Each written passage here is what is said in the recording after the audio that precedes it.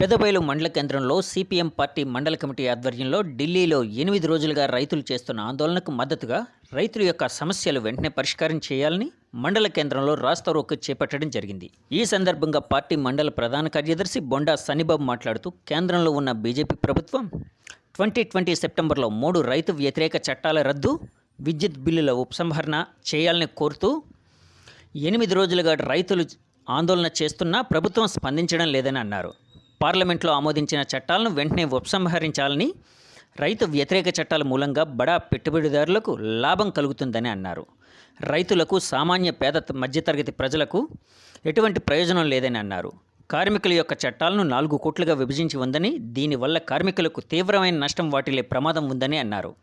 వీటిని వెంటనే పార్లమెంట్లో కొత్త చట్టాలు తీసుకొచ్చి రైతులు, కార్మికులు, పేదవారికి న్యాయం జరిగేలా చర్యలు చేపట్టాలని, నిత్యావసర వస్తువుల ధరలు వెంటనే తగ్గించాలని ఈ సందర్భంగా కేంద్ర రాష్ట్ర ప్రభుత్వాలను డిమాండ్ చేశారు.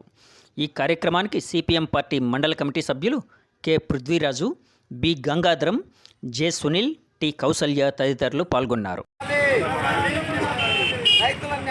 వారం రోజులుగా ఢిల్లీలో రైతులు పోరాటం చేస్తుంటే కేంద్ర ప్రభుత్వం నూతనంగా 3 చట్టాలని తీసుకొచ్చి మొత్తం వ్యవసాయ విధానాన్ని రద్దు చేయాలని చెప్పి ఈరోజు కేంద్ర ప్రభుత్వం, బీజేపీ ప్రభుత్వం ఆలోచన చేస్తుంది. వారం రోజుల నుంచి ఆందోళన చేస్తుంటే రైతు